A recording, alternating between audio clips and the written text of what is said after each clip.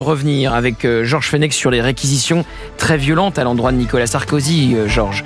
7 ans de prison. Donc on peut imaginer que Nicolas Sarkozy aille en prison. C'est même désormais le scénario privilégié. On parle de l'ancien président de la République, dans l'affaire dite du financement libyen. Oui. Par souci de transparence, j'étais sarkozyste, vous le savez. Oui. Mais peut-être que tout le monde ne le sait pas, évidemment. J'ai été élu député, j'étais rapporteur de plusieurs textes sous ça, et je le connais. Bon, donc je ne suis pas forcément le plus objectif qui soit. Mais je voudrais rajouter que ce que je vais vous dire, je le dirais de la même manière s'il s'agissait d'un adversaire politique. Très bien. Parce que moi, je suis attaché à une certaine éthique, je dirais, et des principes qui fondent notre justice. C'est-à-dire une justice qui respecte 2 grands principes au moins. C'est la preuve est à la charge de l'accusation, n'est-ce pas? Et le deuxième principe, le doute doit profiter au prévenu à l'accusé. D'accord? Ici, ce que l'on constate, autrement on n'en parlerait pas. Vous avez raison, c'est vous-même, Gauthier, qui avez fait cette réflexion une fois. Si la certitude que cet argent, l'argent qui serait venu de la Libye, serait tombé dans les comptes de campagne de Nicolas Sarkozy, on ne passerait pas des heures à commenter. On dirait, c'est un désastre. C'est un désastre pour l'image de la France, etc., etc. Sauf que là, pourquoi on en parle? C'est parce que nous sommes tous saisis d'un doute. Et je vous mets au défi, ici, autour de cette table, qui mettrait sa main à couper que Nicolas Sarkozy est coupable? Et vous? Moi, je ne le ferai pas. Donc, je pense que le parquet s'est assis sur un grand principe en invoquant une intime conviction. Ils ont l'intime conviction, d'accord? Il parle de faisceau d'indices. L'intime conviction qui repose sur un faisceau d'indices. Et quand on réclame contre un ancien chef de l'État une peine aussi lourde, de 7 ans, une peine aussi lourde, une accusation aussi grave, ne peut reposer que sur une preuve extraordinaire.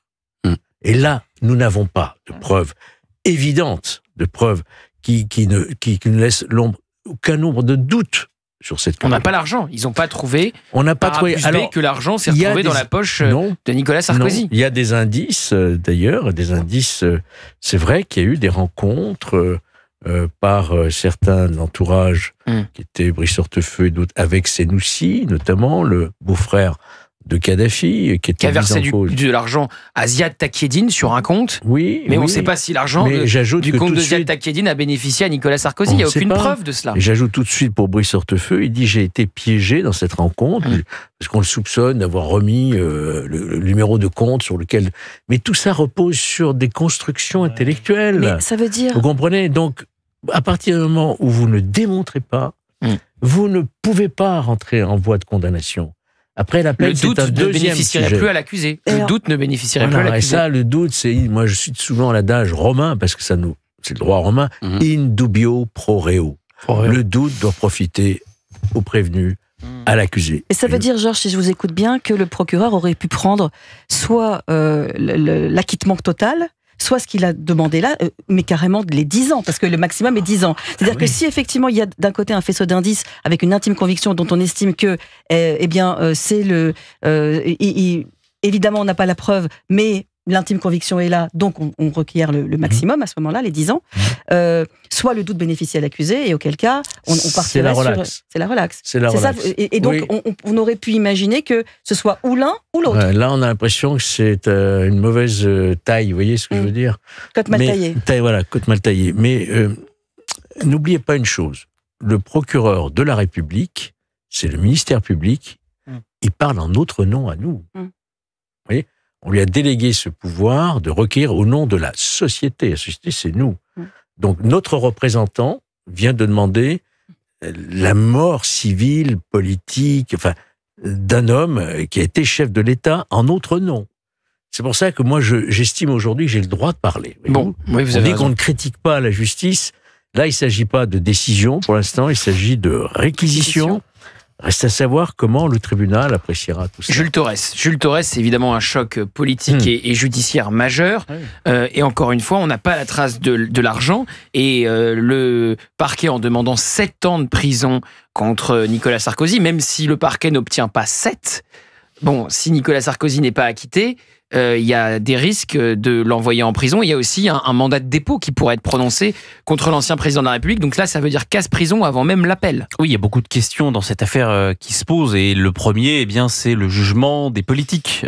7 ans de réquisition contre un ancien président de la République, c'est vrai que c'est lourd.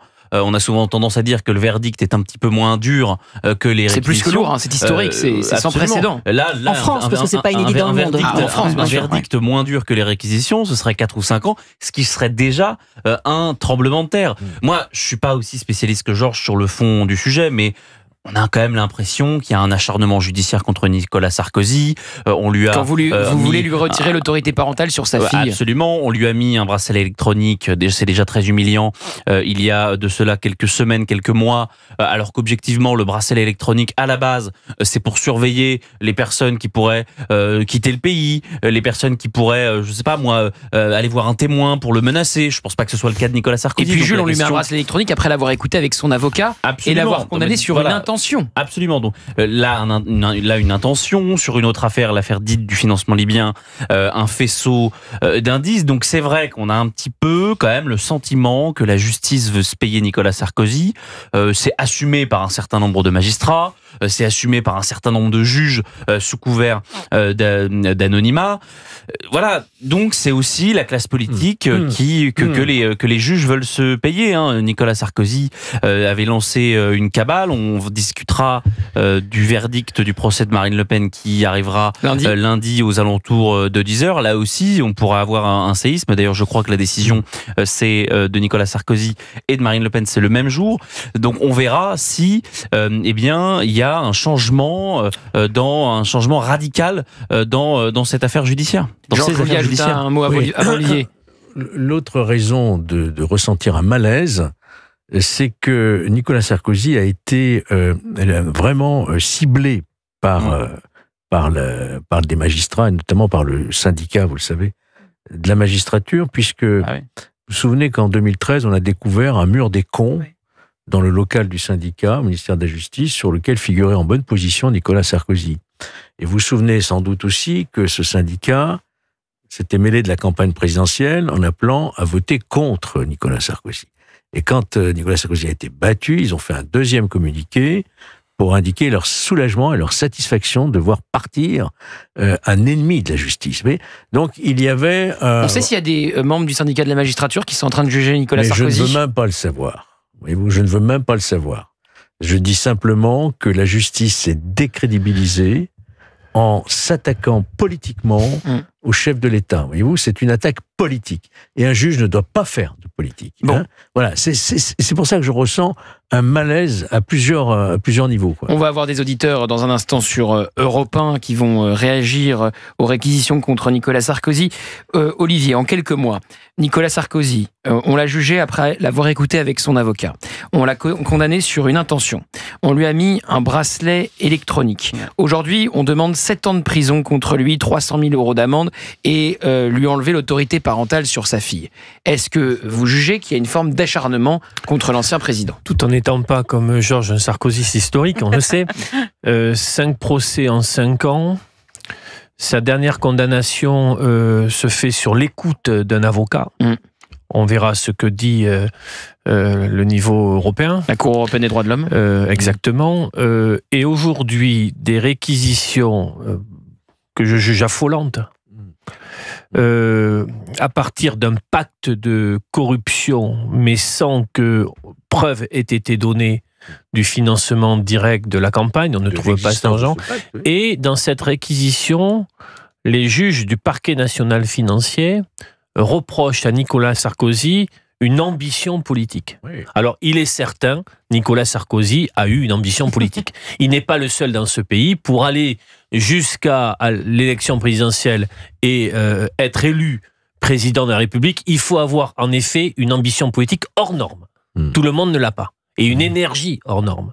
Moi, j'étais pas, il y a quelques années, sur l'idée d'un acharnement. Aujourd'hui, le contenu et la nature de ces réquisitions m'ont fait basculer sur le fait qu'il y a en effet un acharnement. Et puis, qui va vouloir faire de la politique demain ? Même l'affaire. Qui va vouloir faire de la politique demain ? Ça, c'est une vraie grande question. Parce que alors, à force, ils y passent tous les uns derrière les autres. On va avoir que les bas de crâne. Hein. Et puis, oui, ils sont déjà, il y en a déjà pas mal à l'Assemblée mais ça va nationale. pas s'améliorer. Moi, ça fait 7 ans que j'ai arrêté la politique. Oui. Je suis toujours justiciable de la HATVP, la Haute Autorité de la Transparence de la Vie Publique. Tous les ans, je dois déclarer publiquement, c'est sur le site, d'ailleurs, vous pouvez y aller. Hein. Même, Ah si, ben ça attendez, j'y fait, même vais. si ça fait 7 ans que vous Alors, avez quitté pourquoi le... Je suis redevable à vie Donc, de mes activités. Je dois déclarer À vie ce que je gagne en tant que représentant. Alors qu'après l'euro d'intérêt, million, non, mais vous êtes sorti de, même après l'euro du million, jeu politique. vous êtes sorti de Ah ben, la en vie effet, politique. je suis sur le site de la Haute Autorité. Alors, il est indiqué donc pour Georges Fenech. Deux très belles résidences sur la Côte d'Azur. Une belle année, Georges, une belle année. Vous trouvez ça normal Mais c'est incroyable, incroyable. Ouais, ça Alors que ça décourage fait tout le 10 ans que monde. vous ne faites plus de politique. Ben oui. Ben C'est ouais. hallucinant. J'ai eu les pires difficultés pour ouvrir un compte bancaire. Pour une petite société que j'ai de formation des élus locaux, vous savez, je donne des cours. Et, Pour quelle raison pour quelle raison Parce que je suis, au regard de la banque et des banques, je suis une PPE. Alors j'ai appris ce que c'était qu'une PPE. Je ne savais pas que j'étais PPE, personnalité particulièrement exposée. Et donc pour ouvrir un compte bancaire quand vous êtes PPE, c'est la croix et la bannière. Ah ouais. Et on y est arrivé, mais in extremis. Voilà. C'est-à-dire qu'il y a une suspicion. Et je crois même, mon fils m'a confié aussi que lui-même a eu des difficultés à cause du nom qu'il portait. Bon, je vous propose Donc d'écouter. voilà, on en est aujourd'hui. Alors, je vous propose d'écouter une autre PPE, personnalité particulièrement exposée, Valérie Benaïm. Je sais Non, que, mais sans rire, ça vous choque, les réquisitions contre notamment Bien sûr. Nicolas Sarkozy sur l'autorité parentale qui pourrait perdre Oui, c'est pour ça que à l'endroit de sa fille. j'interrogeais Georges Fenech à ce sujet, parce que je voulais comprendre, parce que je ne peux pas croire que, vous savez, vous connaissez mon cœur pur, mais Bien sûr. au-delà de ça, je ne peux pas croire que les réquisitions se fassent ex nihilo. Elles doivent bien être motivées. Et je voulais comprendre comment on pouvait établir un lien entre la déchéance de droit et Georges a expliqué que cette fois-ci, ils avaient englobé à la fois le civique et la famille, etc. C'est ça. C'est un texte global, sauf à ce que le juge décide de lui laisser quand même ses droits familiaux. Alors, est-ce qu'ils l'ont fait parce que c'était en fait un petit peu par-dessus la jambe, ils ont dit, bon, on laisse tout ça en l'état, ou est-ce qu'il y a une volonté là d'humilier et de... Non. Moi, je dirais pas qu'il y a une volonté d'humilier jusque-là pour les droits familiaux. Je dis simplement qu'ils n'ont pas pris la peine, effectivement, de préciser pour les juges. Mais quand vous prononcerez la peine de n'igibilité, vous pouvez l'exonérer pour les droits. Non, le tribunal le fera.